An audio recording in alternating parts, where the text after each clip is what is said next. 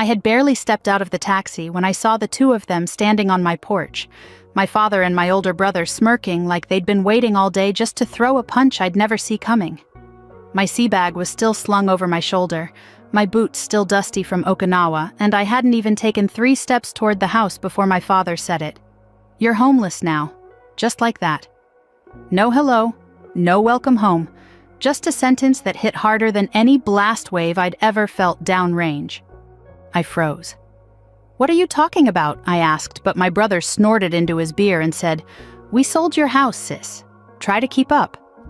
They actually laughed at me at their daughter and their sister coming home from an overseas rotation to find everything gone.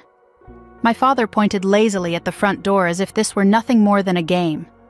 "Your brother needed help. Family sacrifices for family. You weren't here. You didn't need the place." And then he added the part that told me everything about how little they thought of me. "You Marines bounce around anyway. What difference does a house make?" I should have exploded, should have cursed, should have fallen apart. But instead I smiled a slow, steady smile that made both of them frown. My father snapped, "What's so funny?" And I said, "The house you sold was actually..." But before I finish that sentence, I need to take you back to how this whole thing began, because the truth is, none of this was an accident. They didn't stumble into this betrayal. They planned it, just not as well as they thought.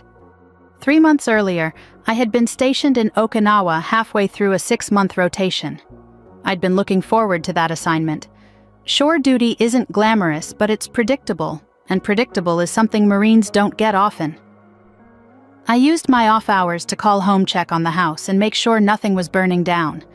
I'd owned that place for 8 years, bought it myself after my second deployment, renovated it room by room on my own dime. It was supposed to be my stability, my anchor, my future. But every time I called home, things felt off. My father would answer the phone sounding irritated, like I was interrupting something. My brother Chad, the eternal finding himself project, had moved back in with Dad after losing yet another job. Whenever I asked what he was doing to get back on his feet, Dad would defend him. "He just needs a little time. He's working on it. Don't be so judgmental, Maria." I'd hear dishes clattering in the background, voices I didn't recognize. Once I heard someone yell, "Did she send the money yet?" and the call disconnected 2 seconds later. I tried not to overthink it. Tried to give them grace. After all, I'd been gone my entire adult life, training, deploying, bouncing from base to base. Maybe I didn't understand what was happening back home. Maybe I didn't want to. But 2 weeks before my homecoming, I got a message that should have been my warning. It was a short text from my father, "Call us before you come home." No punctuation, no explanation. I stared at it for a long time, feeling that cold twist in my gut that every Marine knows something's wrong, something's coming. But duty hours were crazy that week. By the time I got a chance to call, it rang to voicemail, twice. I told myself it wasn't important. My flight was booked, my leave approved. I'd be home soon enough. And then I was standing in my driveway, staring at the people who were supposed to be my family, realizing they had sold the roof over my head to pay off my brother's gambling debt. And I didn't know that part yet, not then, but I could already see the guilt in their eyes and the shamelessness in their posture. You can always tell when someone's done something terrible and convinced themselves it was justified. My brother lifted his beer again like he was celebrating something. "Don't look so shocked, sis. You were gone. Dad had power of attorney. Easy process. You'll get over it." I felt my jaw tighten, but the smile didn't leave my face. If anything, it grew. "Is that what he told you?" I asked softly. My father's eyebrows knitted together. "What's that supposed to mean?" I didn't answer, not yet, because what they didn't know, what would hit them like a truck in about 90 seconds, was that the house they sold wasn't what they thought it was. Legally, financially, structurally, they had no idea what they'd actually put on the market. But I wasn't ready to drop that on them, not immediately. Sometimes revenge needs time to simmer just a little longer. I set my sea bag down, brushed dust off my sleeve, and walked toward the porch like nothing could touch me. My father stepped aside, annoyed but confused. My brother scoffed. "Look at her acting all calm." They thought I was calm because I was weak. Because I was stunned. They had no idea I was calm because I was already 10 steps ahead. Marines don't come home hoping for the best. We come home prepared for the worst. And this was nothing compared to what I'd survived before. I didn't go inside right away. I just stood there on the porch with both of them staring at me, waiting for me to cry or break or crumble the way they'd probably rehearsed in their heads. But nothing came. No tears, no begging, no collapsing. Just a long, heavy silence that made my father shift uncomfortably and made my brother tap his beer can against the railing like he couldn't stand his own nerves. That silence was the only power I needed at that moment. Finally, my father cleared his throat. "Well, aren't you going to say something?" I tilted my head, studying him, the man who used to wake up at 5 every morning to make me breakfast before school. The man who stood in the front row at my boot camp graduation with tears in his eyes. The man who hugged me so tight before my first deployment that I almost couldn't breathe. I wondered when exactly he'd stopped being that man. I wondered when I stopped being his daughter and became his backup bank account instead. "When did you sell it?" I asked, voice steady. 3 weeks ago, he said. It was the right thing to do. Your brother needed help. There it was again. Needs. Always needs. Always about Chad. Always about his next fix, his next crisis, his next temporary setback. "And you didn't think to call me?" I asked. He scoffed. "You were overseas, busy. You Marines have your heads in the clouds, always too busy to pick up a phone." "That's interesting," I said, because I called every week. Chad rolled his eyes. "Oh, here we go." I turned to him. Did you actually sit there and watch him sign away my home?" He shrugged, lazy, unbothered. "Dad said it was fine. I believed him. Why wouldn't I? He's Dad." I almost laughed at that, at how unself-aware a grown man could be. But instead of arguing, I walked down the steps and took a slow lap across the yard, letting the cold Washington air clear my head. The house looked the same from the outside, white siding, trimmed hedges, the flagpole I'd installed after re-enlisting, but it didn't feel the same. Something important had been broken, something deeper than a deed or a signature. Behind me, my father called out, "We put the money to good use. Your brother's debt is handled. He's safe now." Debt. That word sat in my stomach like a stone. Chad wasn't the type who paid off debt. Chad was the type who created debt like it was a hobby. And Dad, he enabled him every step of the way. I walked back toward them step by step until I was standing at the bottom of the porch stairs. "You two want to tell me the whole truth," I said, "or do you want me to find it myself?" My father's jaw tightened. Chad drank the last of his beer and crushed the can in his hand. "What truth?" he said. "You're blowing this way out of proportion." "Really?" I asked. "Because when I left, the house was paid off. I had no debt, no liens, nothing pending. For you to sell it fast, you'd have needed cash buyers. That means desperation. Whose desperation?" Chad's eyes flickered just for a second, but I caught it. "My brother's," I said softly, "so let's hear it." "Gambling, drugs, loan shark." Which was it this time? My father exploded. "Stop interrogating your brother like he's some criminal." "I'm interrogating," I said calmly, "because my house is gone." "You were gone," he shot back. "Always gone. Always Marine Corps this, Marine Corps that. You think you're better than everyone. You think you don't need this family." "I've been serving this country for 13 years," I said, "and every single assignment I came home to this house. My house. The one thing I worked for. The one thing that was mine." He waved a hand dismissively. "You'll buy another one. You make good money. Better than him." He pointed at Chad like Chad was a helpless child, not a 39-year-old man who'd been bailed out by the family more times than I could count. I felt something inside me crack, not break, but shift. I saw them both clearly in that moment, like a lens had finally come into focus. Dad wasn't helping Chad because he was kind. He was helping him because he needed someone to need him. And Chad wasn't apologizing because he never had to. Dad always took the fall for him. And now they'd taken something from me because they assumed I was strong enough to lose it. Strong enough to bounce back. Strong enough to survive betrayal. That's the thing about being the strong one. People assume you don't feel the knife when they twist it. And then the front door opened. A woman stepped out, blonde hair, sweatpants, holding a mug that said, "Mama needs coffee." not my father's girlfriend, not a neighbor, someone else entirely. "Who are you?" I asked. She smiled lightly. "I'm Emily, the new owner." My father winced. Chad shifted. And my world tilted because that meant the house wasn't just sold. It was closed, final, complete. And yet I still smiled. "Congratulations," I said to the woman. "Did they tell you everything?" She blinked. "Everything." I looked back at my father and brother. Their faces paled, just a shade, just enough for me to know I was not the only one standing in dangerous territory. I turned to Emily. "Did they tell you that the house you bought—" I paused, letting the tension grow, letting my father fidget and Chad grip the railing like it could save him isn't actually in their name. Emily looked confused. My father's voice cracked. "Maria, don't." But I wasn't done, not even close. Emily blinked at me as if she wasn't sure whether to smile or step back into the house she thought she owned.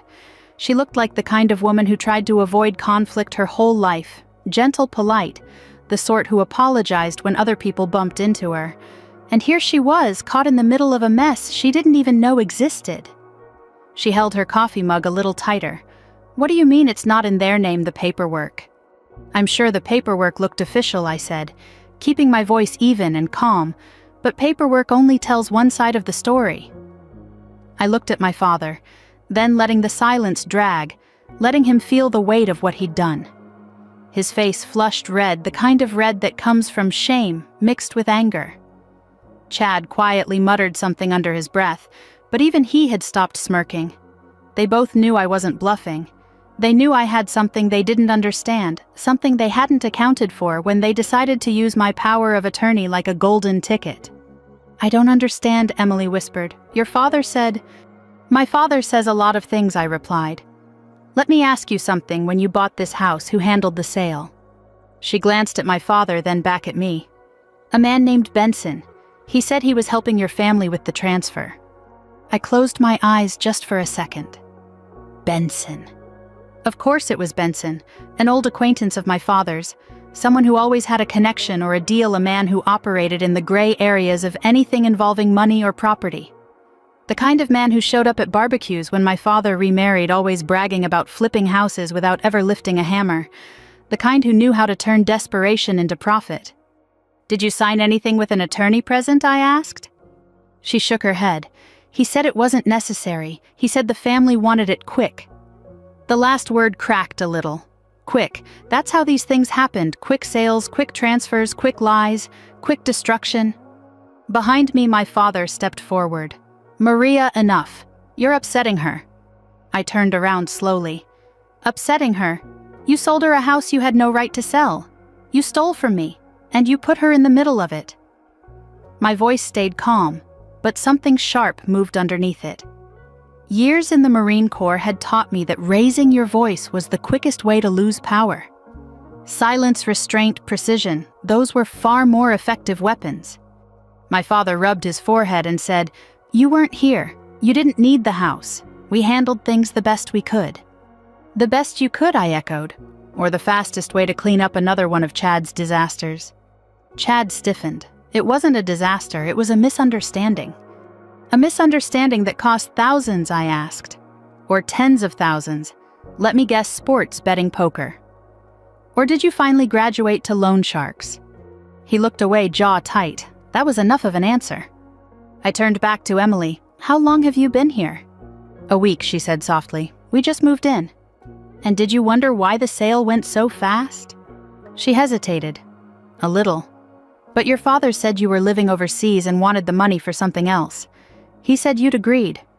I let out a breath that felt like it had been locked inside me for months. This wasn't just a betrayal. It was a scam. A full-blown, orchestrated, deliberate scam carried out while I was halfway across the world, wearing the uniform of the country that trusted me to serve with integrity.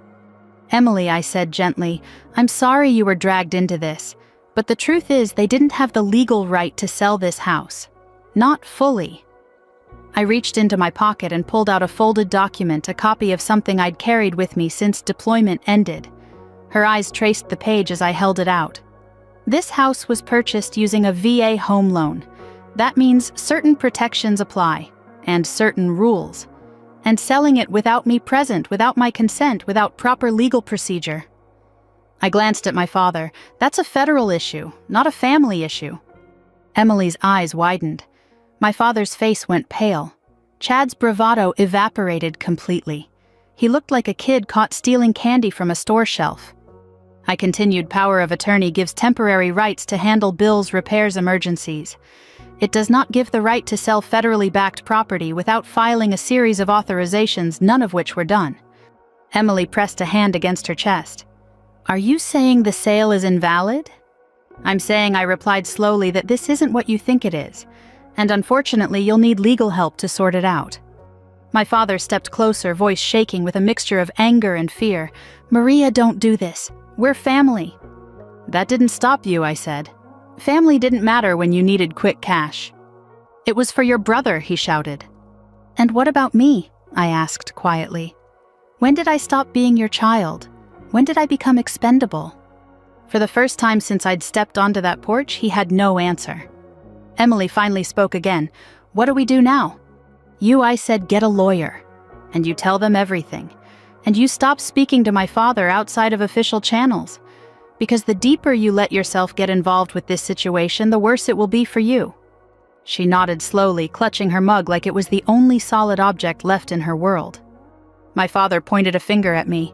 You're ruining everything. I shook my head. No, you ruined everything the minute you treated my service as an opportunity instead of a sacrifice. Chad muttered something about Marine attitude, but I barely heard him. I was already stepping off the porch, lifting my sea bag again, my boots crunching against the gravel. The air felt sharp and cold, but in a way that cleared my mind rather than clouded it. I started walking toward the street. My father yelled behind me, Where are you going? Home, I said. You don't have one, Chad shouted. I turned back toward them, letting the porch light cast a halo behind their silhouettes. That, I said, is what you think. And then, for the first time since landing, I actually felt calm. Because the truth was, they had no idea how much trouble they had created for themselves. No idea what the next days would bring. No idea how unprepared they were for the consequences. And I didn't need to frighten them with details. Fear grows best when it's left unexplained. I didn't sleep that night. I checked into a cheap roadside motel, the kind with the buzzing neon sign, and the humming air conditioner that rattled louder than the traffic outside. I set my sea bag on the chair, sat on the edge of the bed, and stared at my phone. My father's number flashed across the screen 3 times before I finally put the phone face down and let it ring out. I wasn't ready to talk to him. Not when my chest still felt tight and my pulse still jumped every time I replayed the moment on the porch. I thought about Emily's stunned face, about Chad's guilt dressed up as bravado, and about my father, his anger, his excuses, his insistence that what he'd done was for the family. People love to use the word family when they need something from you. It's amazing how rarely they use it when you need something from them. The motel smelled like old carpet and lemon cleaning spray. I took a shower just to wash off the day, but even after the hot water ran cold, the heaviness didn't lift. So I sat back on the bed, turned on the little lamp, and pulled out the folder I'd been carrying since Okinawa. Paperwork, notes, screenshots, emails. Everything I'd gathered in those final weeks overseas when the truth had started taking shape. It hadn't happened all at once. Betrayal rarely does. It starts with little cracks, uneasy silences, vague explanations, half-finished sentences. Then one day the dam breaks, and you realize every red flag had been trying to warn you. I still remember the first moment it truly hit me. I was standing on a balcony outside the barracks in Okinawa, the air thick with humidity, my camis clinging to my skin even though the sun had already set. The cicadas were screaming in the trees like they were trying to drown out whatever thoughts I was having. My phone buzzed in my hand, another notification, another automated alert. I almost ignored it. But then I saw the words, Property Ownership Update, and every instinct I'd ever honed in the core told me to stop and read. The message wasn't long. It didn't explain anything, just a digital confirmation that an ownership change had been processed. Not completed, not verified, just processed. My name was still on the house, but there was another name added. A blurry one, an incomplete one, like someone had started a transfer but hadn't finished it. I immediately called my father. No answer. Called again, straight to voicemail, texted him, no reply. Then I tried Chad even though I knew he wouldn't pick up. He didn't. I tried again, nothing. I stood there on that balcony staring out at the Pacific. The night breeze felt warm against my face, but my stomach had gone cold. Not because I knew what was happening, but because I didn't. And that uncertainty was worse than any truth could have been. The next day during my lunch break, I asked one of the JAG officers on base if he had 5 minutes. He gave me 10. I told him what I'd seen. He didn't panic. He just asked one question. "Who has your power of attorney?" When I said my father's name, something in his expression shifted. Not pity, not judgment, but recognition. He'd seen this before, too many times. He told me stories, vague ones without names, about service members getting burned while deployed, families selling cars, cashing out accounts, refinancing properties, emptying storage units, even signing divorce papers on behalf of someone halfway around the world. "Trust is good," he said, "but oversight is better." Those words stuck with me. Trust is good, oversight is better. I asked him what to do next. He told me to request full transaction logs from the county. He showed me which office to email, which forms to submit, how to phrase the request so it didn't get buried. I sent everything that same afternoon. A week later, the file came through. I opened it on my bunk expecting confusion, a mistake, a clerical error. But the moment I saw the signatures, the dates, the notations, the buyer's name, Benson, I felt the kind of cold that sinks into your bones and doesn't thaw. My father had signed the first authorization 2 days after telling me he loved how peaceful the house felt lately. He'd signed the second after texting me a heart emoji, and the third, the one that allowed the property to move forward for sale, on the same day I'd called him from a field exercise and told him I missed home. He never told me, not once, not even a hint. And Chad. The logs showed his bank account as one of the destinations for the wired money. I sat on my bunk for a long time staring at the screen. I remember the dim light above my bed flickering, the hum of the fan overhead, the muffled sounds of Marines laughing in the hallway after a long day. Life kept moving around me, but I felt frozen. Later that night, I called my father again. This time he answered, but only because he didn't recognize the number. I had used the office phone instead of my own. His voice was cheerful at first. Too cheerful. "Hey, sweetheart, everything okay over there?" I swallowed hard. "Did you sell my house?" The pause that followed told me everything. 5 seconds, 10, 15, long enough for a world to collapse. Then he said, "Before you get upset." I hung up. I didn't trust myself to speak. And over the next few days, whenever he called back, I let it ring. I wasn't ready to hear excuses. I wasn't ready to listen to his reasoning or his guilt or his justification. I wasn't ready to listen to a man who hadn't respected me enough to tell me the truth. But what I was ready for, what slowly, steadily began building inside me, was a plan. People think revenge is loud, explosive, dramatic. But the truth is, good revenge is quiet. It breathes, it waits, it watches. It sharpens itself in the dark until the moment it's needed. When my deployment ended, I made no announcement. I booked the earliest flight home and landed at SeaTac before sunrise. I didn't tell Dad, didn't tell Chad, didn't tell anyone. I rented a car from the airport, stopped by the county recorder's office as soon as they opened, and requested every document in person. I spent 2 hours with a clerk who had seen enough messy family disputes to spot trouble from a mile away. She didn't say much, but the sympathy in her eyes told me I wasn't wrong. When I walked out with the full packet of documents, the truth hit me fully. For the first time, my father and brother had legally cornered themselves. They just didn't know it yet. That night, as I sat in that cheap motel with the buzz of the neon sign seeping through the window, I laid out every page, every signature, every timestamp. I highlighted lines, circled dates, cross-referenced entries. The betrayal still hurt. God, it hurt. But the clarity that came with understanding the scope of their mistakes felt like air filling my lungs again. They thought they'd beaten me. They thought I'd come home helpless. They thought a Marine would crumble because of a house. But they forgot something. They forgot who raised me. They forgot that Mom taught me how to fight quietly. They forgot that the Corps taught me how to fight smart. And worst of all for them, they forgot that consequences are patient. The next morning I drove back to the neighborhood before the sun had fully risen. The houses were quiet, the lawns still covered in dew, and a soft gray fog hung low over the street, like the world hadn't quite woken up yet. I parked a few houses down from mine, and sat there for a moment, letting the engine tick itself into silence. It felt strange sitting that close to a place that had once been my sanctuary, now occupied by strangers, because the people who should have protected me decided I was expendable. I watched the porch light flicker on. Emily stepped outside in a light jacket, looking like she hadn't slept much either.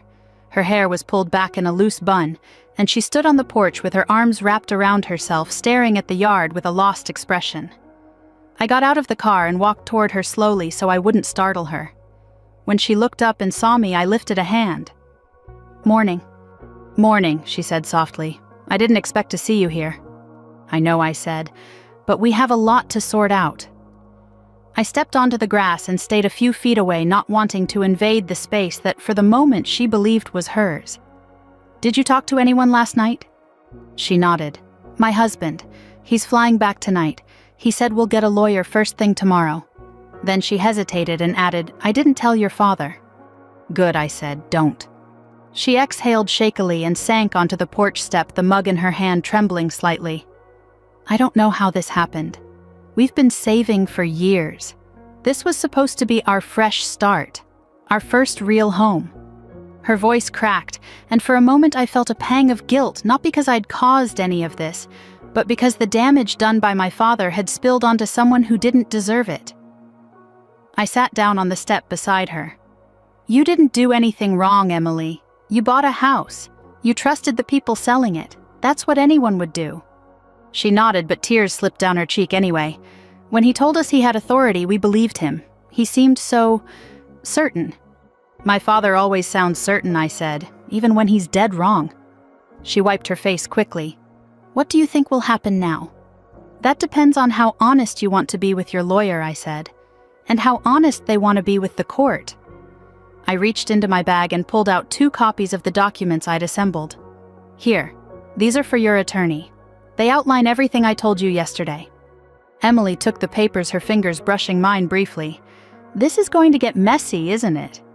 "Yes," I said, "but messy doesn't mean hopeless." Before she could respond, the front door swung open and my father stepped out. His expression was the same one he used to wear when he scolded me as a teenager, tight, rigid, impatient. "Maria, what are you doing here?" "Talking," I said calmly. He pointed at me like I was a trespasser on my own lawn. "Not without my permission, you're not." I stared at him. "Your permission," I repeated. "That's interesting considering none of this belongs to you." "It doesn't belong to you either," he shouted, and Emily flinched beside me. I stood from the step and faced him fully. "It never belonged to you. You acted like you could make decisions about my life because you had a piece of paper and a signature. Power of attorney isn't ownership, Dad. It's responsibility, and you abused it." "I did what I had to do," he said, his voice trembling with anger. "Your brother was in danger. He had people after him." "People are always after him," I replied. "That's not an excuse to steal from me." "It wasn't stealing," he barked. "You always judge him. You always think you're better than him because you're a Marine. But he's my son too, and he needed help." "And I didn't?" I asked, my voice low but steady. "I served for 13 years. I sent money home. I kept this family afloat more times than either of you will admit. When did I become the one who didn't matter?" He hesitated, and in that split second of silence I saw the truth. He hadn't meant to hurt me. He didn't do it out of malice. He did it out of weakness. Out of love twisted into obligation. Out of fear of losing the son he never stopped trying to save. But intent didn't undo damage, and love, real love, never justified betrayal. Behind my father, the screen door creaked again, and Chad stepped out, rubbing sleep from his eyes like he was waking from a nap, instead of waking to the consequences of his own actions. "Is this still about the house?" he mumbled. I looked at him, really looked at him, and I saw a man who'd never been told no, never been held accountable, never been forced to stand on his own 2 feet. A man who'd grown comfortable taking from everyone around him because taking was easier than earning. "Yes," I said, "it's still about the house." Chad sighed dramatically. "Jesus, sis, relax. It's not like you're dead. You can rebuild. It's not the end of the world." "No," I said. "It's not the end of mine." I took a step closer. "But it might be the end of yours." His face twisted. "Is that a threat?" "No," I said, "it's a prediction." A car slowed down on the street, then stopped in front of the house. The driver rolled down the window. "Everything all right?" I heard yelling. It was Mr. Halpern, the neighbor who'd lived 2 doors down since I bought the place. He was the kind of retired Navy guy who mowed his lawn in perfect diagonal stripes and flagged down the mailman to chat about base news. He recognized me immediately and stepped out of the car. "Staff Sergeant Lawson," he said. "Didn't know you were home." "Just got back," I replied. He glanced at my father and Chad, then at Emily, his brow furrowed. "Something going on here." My father stiffened. "Private family matter." "Actually," I said, "it's not." Mr. Halpern waited patiently like the old sailor he was. I explained in simple terms what had happened: the sale, the fraud, the misuse of power of attorney. I didn't embellish. I didn't accuse. I simply stated facts. When I finished, he whistled softly. "That's not good." "No," I said, "it's not." "You call the sheriff yet?" he asked. My father spun toward him. "No one needs to call anyone. We'll settle this ourselves." Emily shook her head. "No," she said quietly. "We won't. I'll be calling my attorney today. And I'll be contacting the VA legal office," I added. "They need to be involved." My father's face collapsed. "Maria, please don't do this. We're family." I looked at him for a long moment. "I know," I said softly. "That's why this hurts." He swallowed hard. "I made a mistake." "You made several," I replied, "and now we deal with them." For a moment no one spoke. A bird chirped somewhere. A car drove by. The world kept turning even while ours felt like it was falling apart. I turned to Emily. "You should go inside. You've got a long day ahead." She nodded and slipped back into the house. Mr. Halpern returned to his car, and I stepped off the porch heading toward the street. My father called after me, his voice cracking. "Where are you going now?" "To do what you should have done," I said without turning around. "Tell the truth." I spent the rest of the morning in the sheriff's building, a place I'd walked into once before when I first moved to the neighborhood to register my address after deployment. Back then, it was a simple process. A few signatures, a polite greeting, an older deputy who thanked me for my service and handed me a local ordinance pamphlet. This time, the energy was different. I wasn't Staff Sergeant Lawson checking in. I was the woman walking in with a folder full of evidence that her own family had violated federal regulations while she was overseas serving her country. The deputy at the front desk recognized me almost immediately. Retirement age silver hair glasses perched low on his nose. "Well, I'll be," he said. "Back in town already, Lawson?" "Came home to a problem," I said. He looked up fully, then studying my expression, taking in the folder clutched to my chest. He nodded slowly. "Let me get Lieutenant Donahue." Within minutes, I was sitting across from Donahue in his office. He was younger than the deputy outside, but older than me, late 40s maybe, with that tired authority that comes from 2 decades of putting out other people's fires. I laid the folder on his desk. He opened it, scanned the first few pages, and let out a long, quiet sigh. "Your father signed these." "Yes." "And the buyer connection?" "Benson. You know him." "Unfortunately," I said. Donahue kept flipping, his face tightening with every page. VA-backed property, unauthorized POA use, rushed sale, no attorney oversight, no court approval. This isn't small. He sat back in his chair. "This is a mess." "I know." He rubbed his chin, thinking. "The sale can't be finalized legally. And your father and brother may have, well, they may have committed more than one offense here." "I'm aware." He closed the folder gently like it was something fragile. "I'll need to send this to the county prosecutor, and we'll need statements from everyone involved. You, the buyer, your father, your brother, the middleman. What's his name, Benson?" He shook his head. "He's been on our radar before." Of course he had. "Lawson," he said carefully, "are you sure you want to move forward with this? Once we start, there's no taking it back. It will be public. It will get messy. It will destroy your father's reputation, and possibly more." I took a slow breath. "Lieutenant, he destroyed my trust. He used my deployment to take something I spent years building. If I let that go because it's uncomfortable, then every service member with family issues becomes vulnerable." Donahue nodded. "All right then, we'll start today." For the next hour, I sat with a young female deputy who transcribed my full account while Donahue made calls.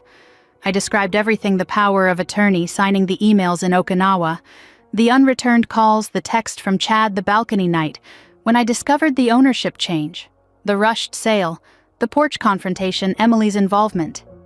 The deputy typed rapidly but never interrupted except to clarify dates and names.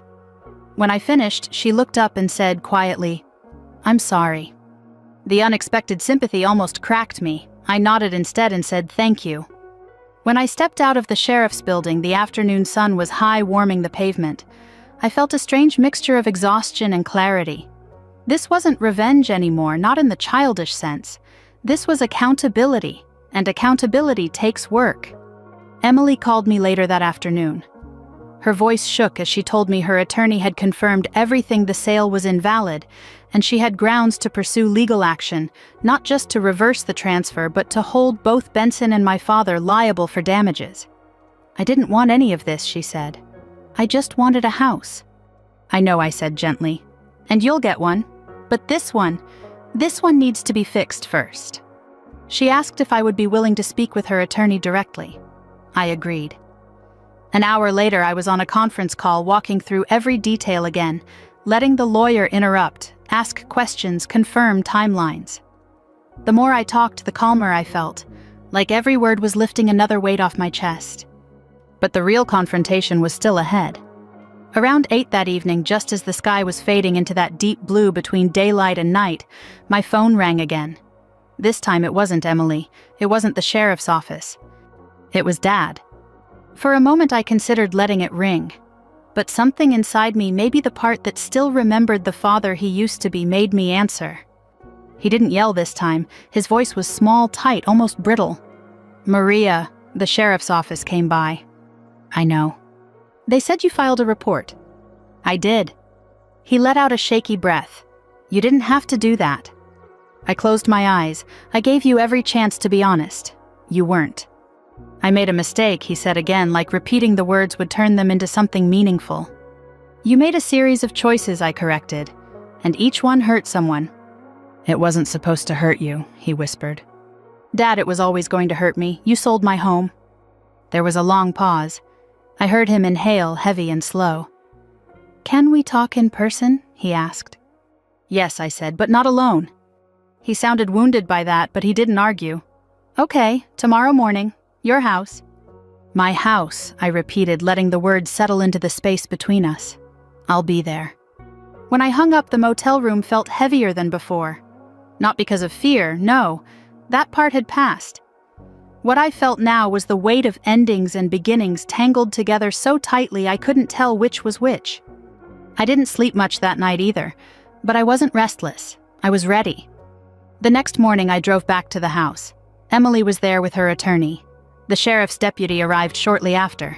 Then my father and Chad pulled up in Dad's truck, both of them looking smaller than I'd ever seen them look.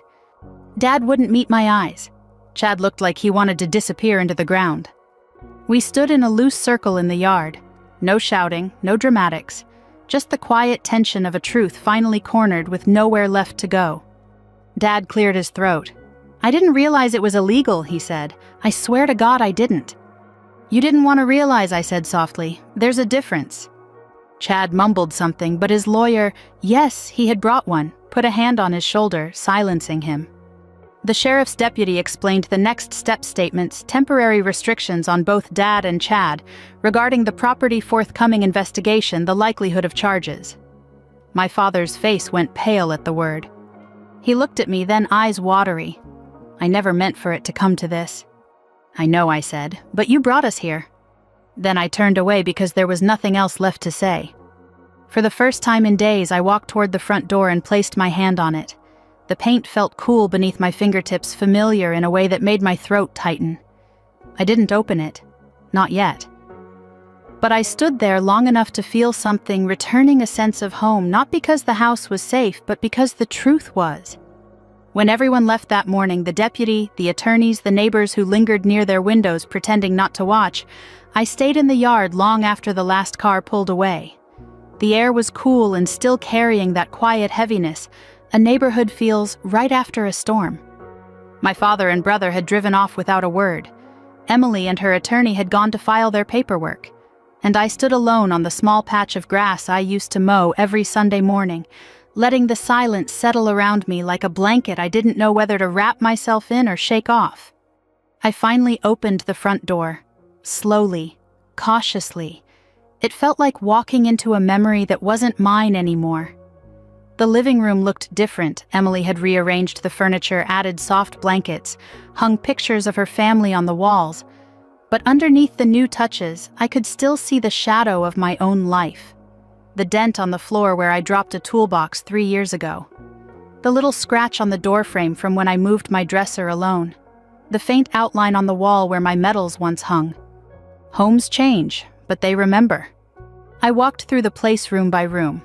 Not to claim anything back that moment, but to remind myself that I hadn't lost everything. The decision was now in the hands of the law, the attorneys, the county, and the VA. And for the first time since this nightmare started, I trusted that process more than I trusted anything my father could say or do. The last room I visited was my bedroom. Emily had put up white curtains that fluttered in the soft breeze from the cracked window. The bed was different, the color scheme different, the smell different, but the bones of the room were the same. And when I ran my hand along the windowsill, I felt the little ridge where I'd once carved my initials when I first bought the place. I'd forgotten it was there. The small raised bumps of the letters hit me like a soft punch to the heart. I stood there for a long time before leaving. I didn't want to intrude more than necessary. They were still living there after all, but I needed to feel the house one more time before stepping away again. When I walked out, I saw someone waiting for me at the bottom of the porch. My father. He was standing by his truck, hands in his pockets, shoulders hunched like a man carrying a weight he finally realized was his own. For a moment, neither of us spoke. It was the longest silence we had shared in years. Finally, he said, "Can we talk?" I stepped down the porch, keeping a careful distance. "We've been talking."